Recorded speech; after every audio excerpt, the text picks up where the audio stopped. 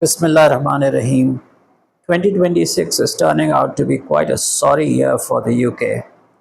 It's historic as well because this year King Charles III became the third monarch in history to visit the United States of America. But the background of this visit is very sorry and very sad. It's not unusual for British monarchs to visit the United States whenever there's a problem their politicians cannot seem to handle.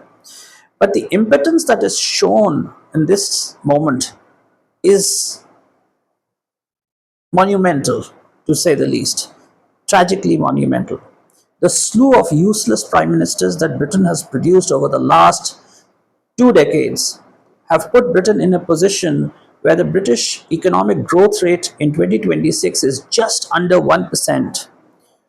Britain is under extreme pressure to go to the IMF to borrow to deal with its trade problems and other problems, especially in swing after the Ukraine war.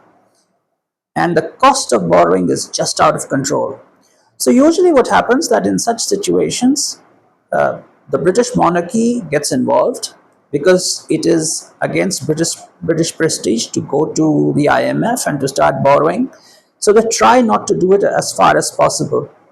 They invoke the special relationship with the United States. But of course, the United States has a special relationship with the crown, not with any individual prime minister.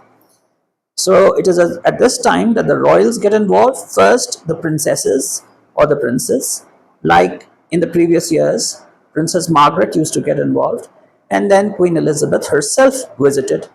And not to forget the visit by King George VI, in which he enjoyed the hot dog with President Roosevelt, the great hot dog visit or the great hot dog experiment, because hot dog was something that was associated completely with the United States and with the fast culture of the United States. The British did not want to accept it. So when King George VI had the hot dog with the president, it made news, and once again a special relationship was developed and reinforced.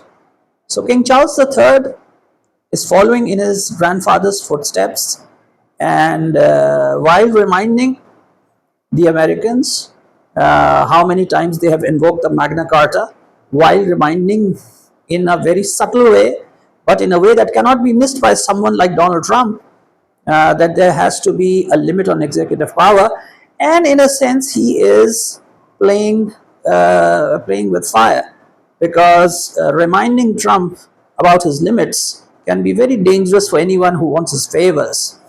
So let's see how this works out.